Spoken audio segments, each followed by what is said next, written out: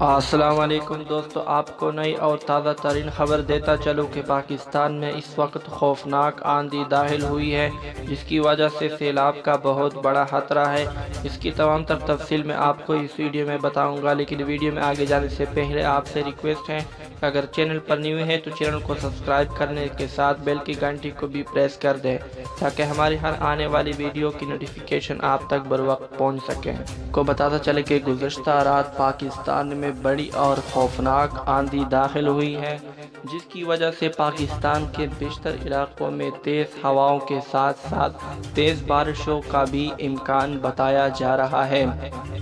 پاکستان کے جن علاقوں میں بارش کا امکان ہے ان میں کوئٹہ، جوب، گلگت بلتستان، کوئٹہ، KPK کے بالائی حصے اور اس کے ساتھ اسلام آباد، راولپنڈی، مری، ہیرپور اور گجرات وغیرہ شامل ہیں۔